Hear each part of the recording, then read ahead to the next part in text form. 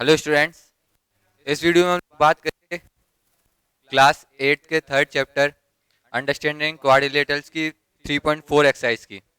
Last video में हम लोगों ने रेक्टेंगल्स, स्क्वायर्स, रोम्बसेस इनके बारे में पढ़ा था, क्वाड्रिलेटरल्स के अदर टाइप्स के बारे में पढ़ा था। तो हम लोग एक्सरसाइज में आगे बढ़ेंगे और पहला क्वेश्चन है स्टेट वेदर ट्रू और फॉल्स। हमें बताना है स्टेटमेंट जो हमें दी गई है वो ट्रू है या फॉल्स है। फर्स्ट है ऑल रेक्टेंगल्स आर स्क्वायर्स। सारे रेक्टेंगल्स स्क्वायर होते हैं क्या? रेक्टेंगल क्या है? जिनकी दो अपोजिट साइड्स इक्वल लेंथ की होती हैं और पैरेलल रहती हैं। लेकिन स्क्वायर में क्या है? स्क्वायर में चारों साइड उसकी इक्वल लेंथ की रहती हैं, पैरेलल तो वो है ही।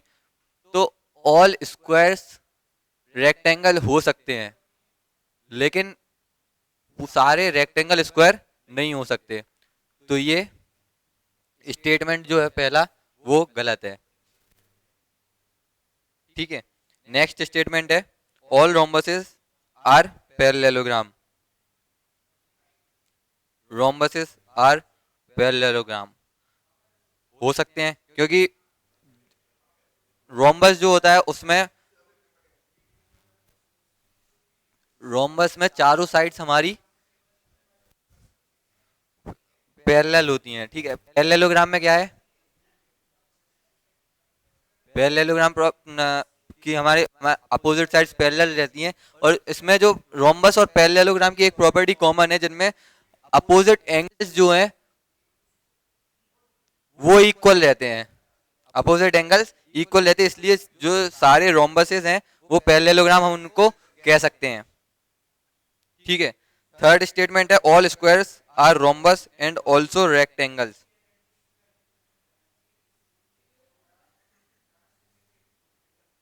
All squares are rhombuses and also rectangles. अब सारे स्क्वायर्स रोम्बस होते हैं और रेक्टेंगल भी होते हैं।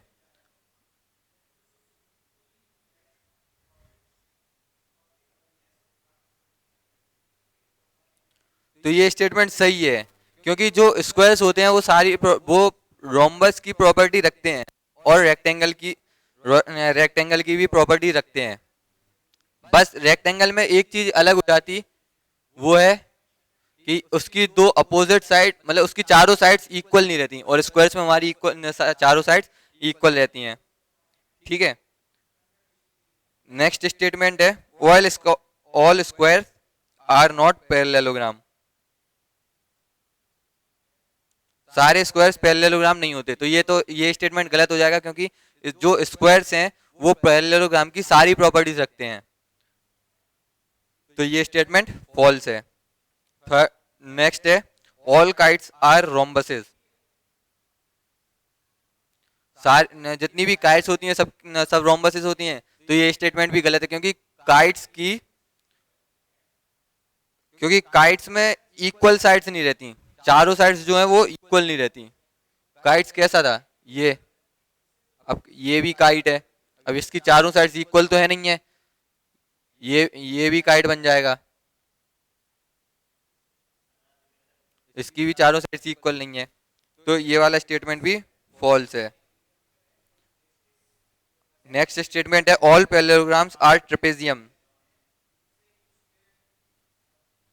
सही है क्योंकि ऑल पैरेललोग्राम्स आर ट्रेपेजियम, सारे पैरेललोग्राम ट्रेपेजियम होते हैं क्योंकि जो ट्रेपेजियम है उसकी दो अपोजिट साइड्स पैरेलल रहती हैं। उन मतलब ट्रेपेजियम में सिर्फ दो साइड्स पैरेलल रहती हैं, सिर्फ दो साइड्स।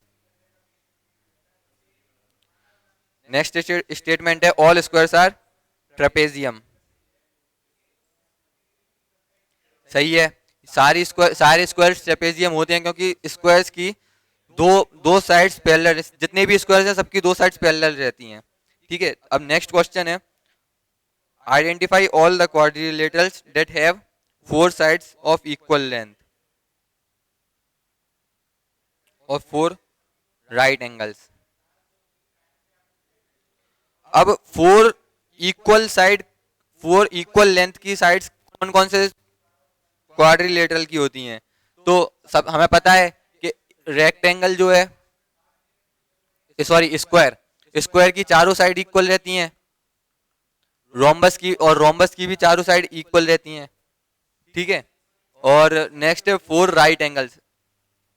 अब 4 राइट एंगल्स किस किस के रहते हैं? राइट एंगल्स स्क्वायर के भी रहते, 90 डिग्री। राइट एंगल मतलब 90 डिग्री, इसके भी 90 डिग्री पे 90 डिग्री एंगल है सारे, और इसके भी 90 डिग्री एंगल है सारे।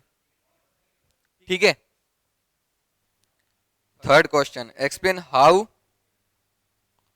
A square is a quadrilateral. हमें बताना है कि एक स्क्वायर कैसे नीचे दिए गए शेप्स में आ सकता है। A square is quadrilateral since it has 4 equal length of sides. अब जो स्क्वायर है वो एक क्वाड्रिलेटरल हो सकता है, क्यों? क्योंकि उसकी चारों साइड्स इक्वल लेंथ की होती हैं, क्वाड्रिलेटरल में भी होती हैं। फिर नेक्स्ट है पैरेललोग्राम। अब square is a parallelogram since it contains both pairs of opposite sides equal. अब स्क्वायर जो है वो पैरेललोग्राम भी है, क्यों है? क्योंकि इसके जो अपोजिट साइड के पेयर हैं वो एक दूसरे के पैरेलल हैं।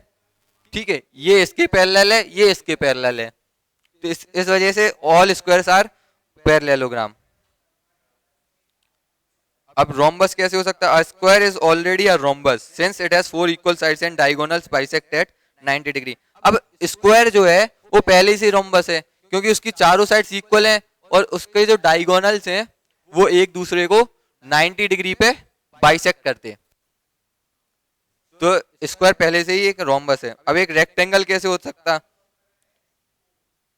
अब एक स्क्वायर रेक्टेंगल ऐसे हो सकता क्योंकि उसके जो अपोजिट, उसके जो एडजेसेंट एंगल है ये और ये दोनों क्या है? 90 डिग्री के, 90 डिग्री पे हैं। ठीक है, तो इस वजह से सारे जो स्क्वायर्स है वो रेक्टेंगल भी हो सकते हैं। Name the quadrilateral which whose diagonals bisect each other are perpendicular bisector of each other।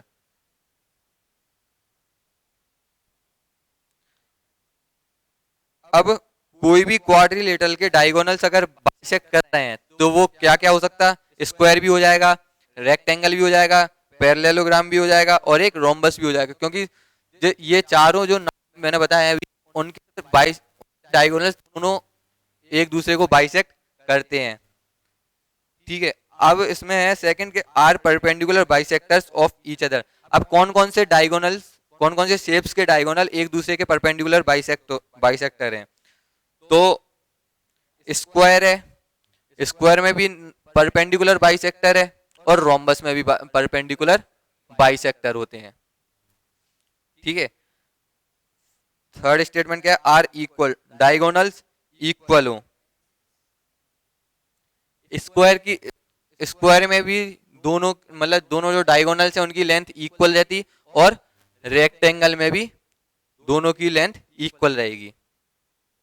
Explain why rectangle is a convex quadrilateral. ठीक है, अब ये 2 क्वेश्चन बचे हैं, ये आप लोगों के लिए होमवर्क है, इनको आप करना, और इनको करते ही आपका चैप्टर भी खत्म हो जाएगा। अब बात करेंगे अगली वीडियो में अगले चैप्टर की। Thank you, have a nice day.